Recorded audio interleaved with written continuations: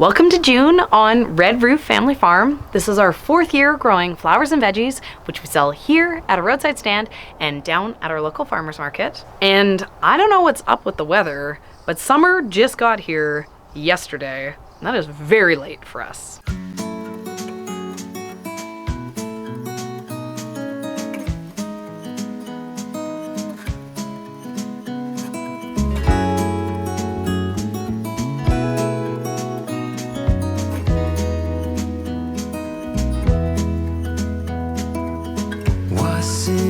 Just a dream, just all in my head.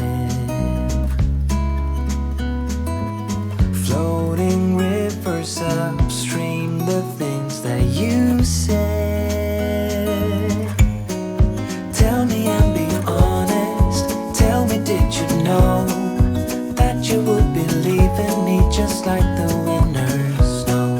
Tell me and be honest. Tell me, should I've known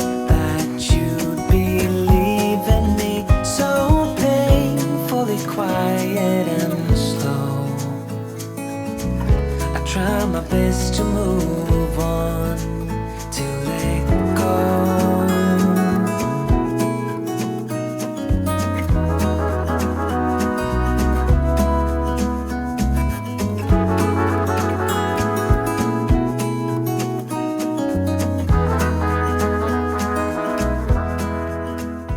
Nothing says late spring in Kelowna, British Columbia, Canada, like perennial flowers. And the peonies are looking incredible this year.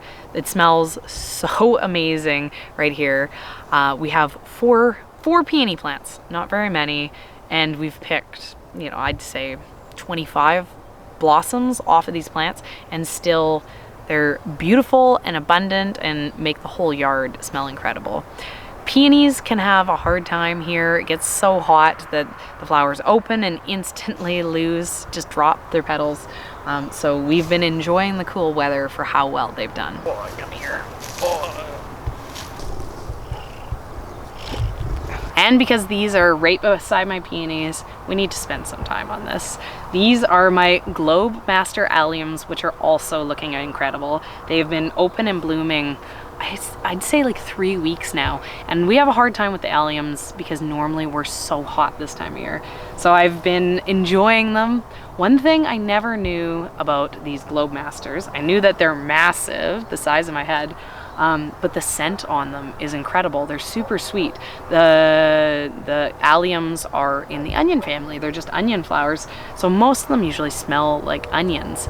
So it was a pleasant surprise for these to have such a beautiful fragrance to them. Ever since I first learned about them 20 years ago, I've always wanted them, but they are so expensive. It was hard for me to invest. Ian told me, do it, just do it. We ended up buying a box of 25. And I'm so glad we did, because they are incredible and they're gonna come back every year. But this is my home garden. There's not very much in there. If you wanna see late spring perennials, you gotta see what I have for the flower farm. Last year, up beside my window greenhouse, we planted over 1,000 square feet of perennial flowers. Things that would come back year after year, and they are on to their 2nd year, and I am so glad we did that work. In the first 2 beds, we have mostly filler, and a lot of this was experiments about what could and couldn't survive in our Zone 5B winters. And I'm really happy to see, even some of our feverfew, which doesn't normally make it, coming back. I had a few dusty millers make it. Over on this side, it's lots of herbs. I have mints, I have hyssops, I have oregano, more mints. I have a bunch of things in here, and most of this bed survived. So these plants, they're further ahead than they were even by the end of summer last year, and they've been loving all the cooler weather that we've had. They're gonna set me up to be in a really great place for filler come summer cut flowers. I'm also really excited about my entire bed of sedums. Last year, these sent up massive single stems, which looked really cool and really unique, but they were really hard to work with. This year, now that the plants are more established, instead of 1 or 2 big heads, they've sent up 10, 15 stems in a size that's going to be a lot easier for me to use for cut flowers. So this bed was super valuable to us last year, and it's going to be even more valuable come fall this year. One of my favorite beds on the farm is these 2 beds of yarrow. That is heartbreaking for me this year because it is so covered in aphids. I don't know that I'm going to be able to sell anything out of this section. The only one that hasn't been attacked is my yellow. And so I picked it really, really hard because I know it's only a matter of time, you know, like any day now, that it is going to be overtaken. This won't be a complete loss. Like I said, all of this is perennial. There's always next year. And we love yarrow as a dried flower. I can pick these covered in aphids, hang them outside to dry. The aphids will, you know, run away as the plant starts to dry out and die. And we'll still be able to use the stems, but heartbreaking. Heartbreaking. I'm going to quickly talk about bugs because this is a question we get asked a lot, and I know that some of you are going to be confused why bugs are making me lose 2 entire beds. Our farm isn't certified organic, but we don't use any sort of pesticides. We don't even use organic pesticides. This is the way we feel the most comfortable growing. But it has risks. It has risks when bugs get into your farm that, you know, you may have too many bugs to have a crop that you can sell. Because we don't do absolutely anything for bugs, this happens, but also there is a lot of habitat for beneficial bugs to come in and to take care of these pests for us. This specific aphid infestation is so bad, there's no fixing it. But it will become a place of cultivation for ladybugs and lacewings, all these things that eat aphids, to come and get established and keep aphids out of the rest of our farm. We are growing an abundance of plants. And so that means losing, you know, a single section of the farm, losing a single crop is not going to make it or break it for us. But we also know that this type of thing will happen, so we need to grow an abundance of plants.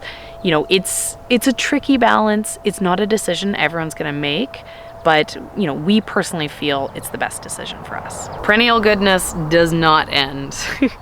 Over here we have a perennial sunflower. This is called Happy Days, and I'm so happy it survived. I thought it wasn't gonna make it through the winter. It's come back bigger and better, and we used so much of this last year. It just went, weeks and weeks. And over here, we have a daisy. This one's a double. I love this. This daisy's gorgeous. And I think next week, you know, because I have the one, next week I'm gonna have lots. Last year, Sunflower Steve sent me some of his yellow baptisia seeds, and I suck at starting perennials, but I did so good. I got all these plants, and I thought for sure I killed them. But here they are back, and I see the blooms for the first time. These yellow blooms are incredible. I'm so happy that I've been able to, you know, have a few of these survive, to have these into the future years. This is so fun. But the best perennial of all is my sea holly, which I'm obsessed with. We actually tried to buy, we were like, we're gonna buy 100 of these, and they're sold out. Apparently the world is obsessed with sea holly. I couldn't buy any, but oh, look at these. They're massive and they're purpling up. I love these so much, it's hard for me to sell them as cut flowers because I just want to hoard them and keep them all to myself. I have 2 beds of liatris, which aren't looking like much yet, but come next month's farm tour, those spikes are so fun. We love the perennials so much that we established a whole new farm's worth of perennials this year. So this is our new perennial area, and I'm not gonna spend too much time on it because it doesn't really look like very much. There is one thing that makes me not so sad about my yarrow being gone. This is 100 terracotta yarrow, which is my favorite of all the colors, and no aphids here, so it feels good to be diversified on my yarrow. There's not much going on in this area of the farm this year, and it's not really gonna look like anything at all this year, but we've really learned with that whole section that I shared that year 2, year 3, that's when these perennials really pay off. So I'm excited to give them the time they need to grow and establish because of what they're gonna do for me in the years to come.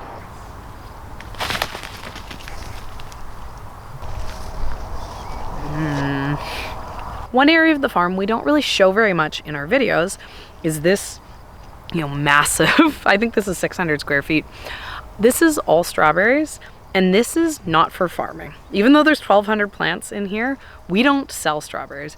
This is just for our kids to enjoy. They love strawberries. They come out here, they pick themselves a lunch worth of berries. We freeze up bags and bags and bags of them, so we have strawberries all year long. This is one of those, indulgent privileges of having so much space here on the farm. We have more berries than we know what to do with. We have lots to share, and June is the peak of the berry season, and it makes me feel really lucky and really appreciative to, be here on the farm. One question we've been getting a lot this year is, where are the veggies? It's only been flowers. And the truth is, we have a lot of veggies planted, and we haven't been harvesting them because the weather has really messed things up. We've had a really cold spring, weird weather, just nothing like what we normally have to deal with here in the Okanagan.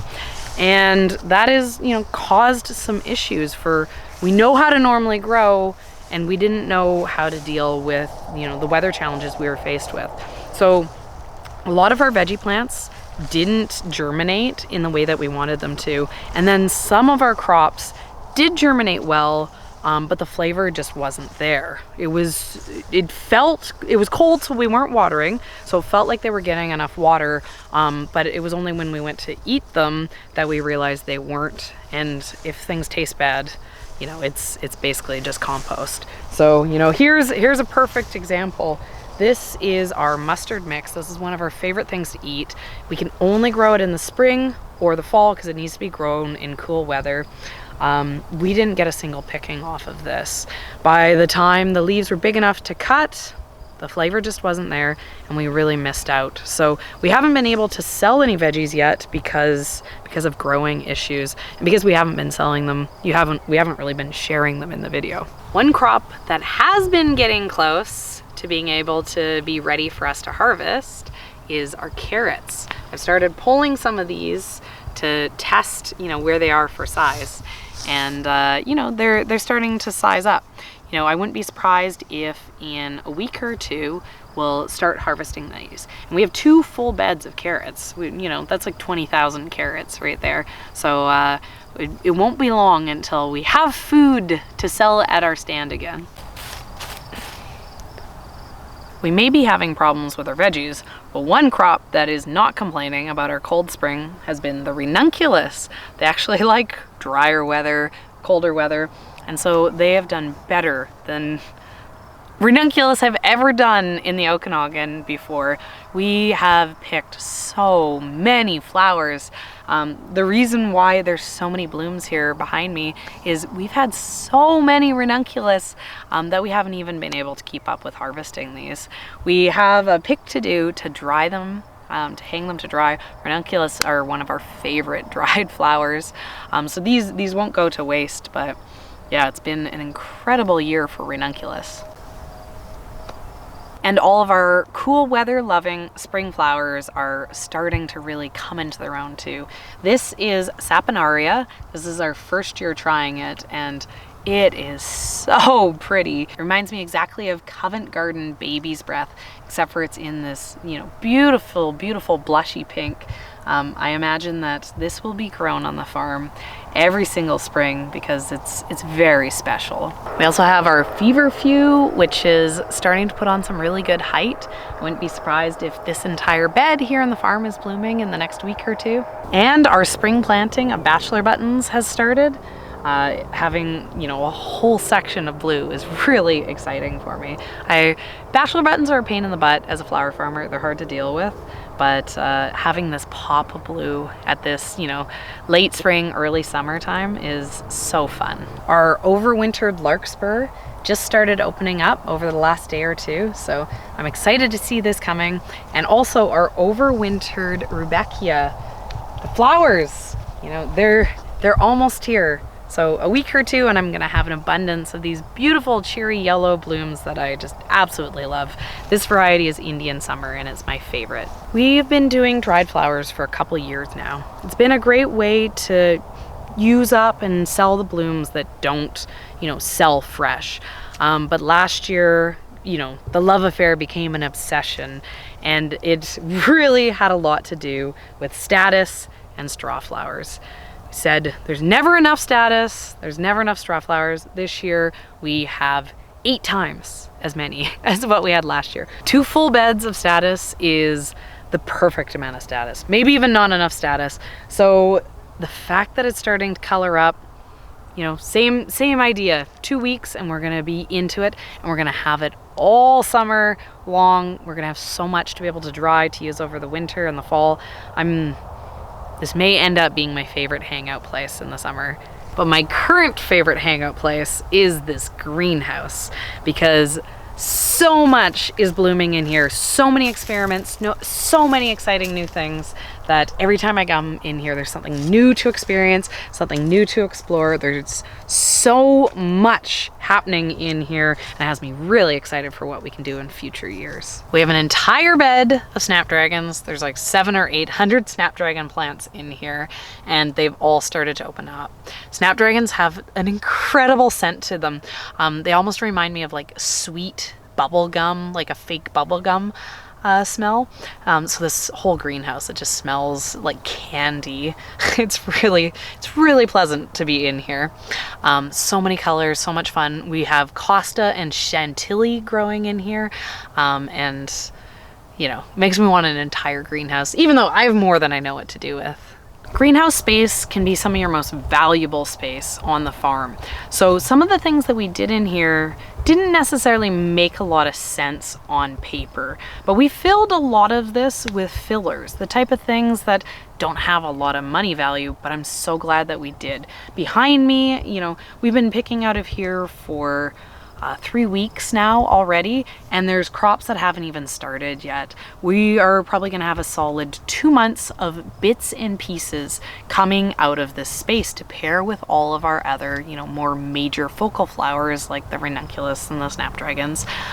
Without these flowers behind me, we wouldn't be able to make bouquets, and without the ability to make bouquets, we wouldn't have the ability to sell all the flowers that we've been selling so far.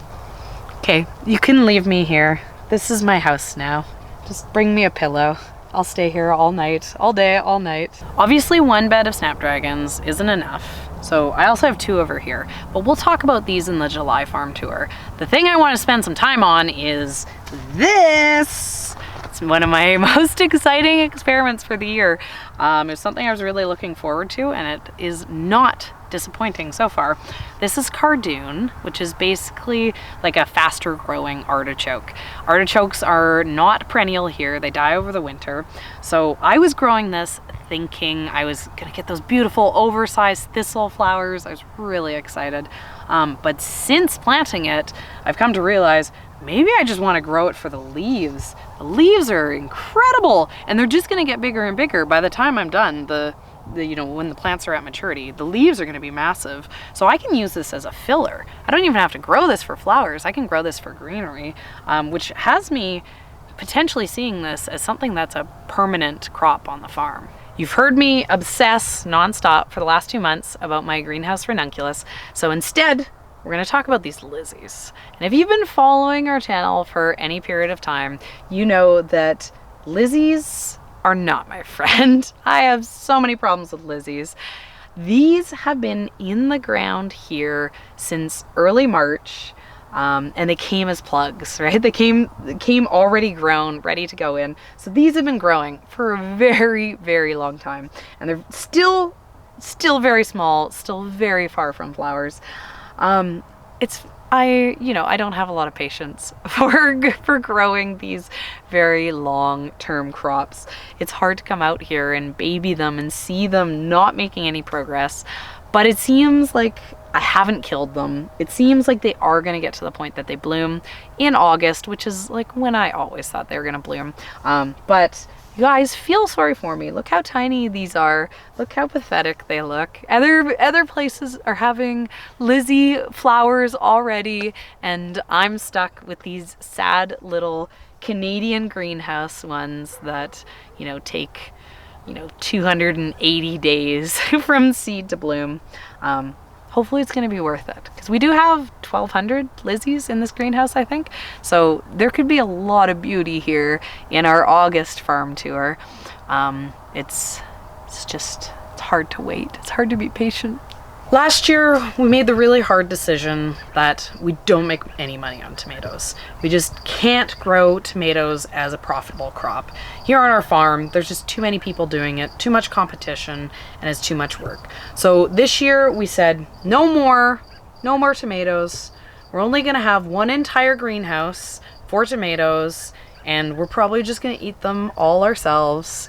You know, no more trying to sell eggplants. We're only gonna have 50 eggplant plants, no more shishitos, just 25 only for us. You know, no more hot peppers, just like 50 for us. So that's what this greenhouse is. You know, nothing really happening in here. Just 150 tomato plants, 50 eggplants, 50 peppers. You know, it doesn't really count, right? It doesn't count until you're like in the 300s for growing tomatoes, right, guys? Finally, we're down in the bottom of our farm. This is a new area that we opened up last year, and this is where we have all of our summer flowers planted so far.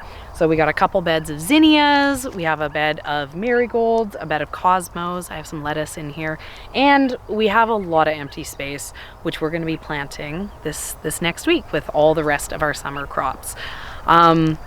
This is where we're going to be spending lots of time, guys, this summer. This place is going to look incredible. These are some of our favorite things to grow, so I'm really excited to see them finally. You know, they need the heat, and we haven't had the heat. So they haven't been doing much. They've just kind of been sitting here on the ground, not growing. This last weekend, it was warm, and already I've seen them grow an inch or two. So I'm excited to see how they take off over the next month. This looks like a mess. We've been too busy selling this year to be able to get on top of this. We have 3 beds of garlic in here. I think we have about 1,500 beds planted. It did get a weed early in the season, and it did get like a compost mulch. So I know the garlic is doing its thing, even though it's a little bit overgrown. They've started setting their scapes this week. I see garlic scape pesto in our future, because we love it. And it's probably about a month until this stuff is ready. They may not be the biggest heads of garlic because of the neglect that they've gotten, but there's still going to be lots and lots of spicy garlic deliciousness in this bed. Maybe we're going to make some beautiful decadent garlic braids that we can bring down to the farmer's market that'll pair really nicely with our flowers. When you're a farmer, it's really important to recognize that you don't control the weather controls you. So we've had a lot of struggles this year, and I know we haven't been focusing on them in our weekly vlogs. You know, the way the weather has been, we've had some really serious issues, and the food isn't where we want it to be. But the truth of it is, there's so many beautiful, amazing things that are still happening on the farm. We've built the farm for resilience, and one thing I can guarantee is that the weather isn't going to cooperate with me. So, you know, it's always nice to see that those plans actually do lead to success. We love being out here on the farm. We feel so lucky to be able to, you know, enjoy all the benefits of having this space, all the benefits of having so much living things surrounding us. You know, it's a really incredible feeling to get to be out here, you know, on a beautiful night like this. We do our best to suck in as much of this beauty in the moment as we can, but it makes us appreciate it even more to be able to share it with all of you and let you come and experience the joy of it along with us.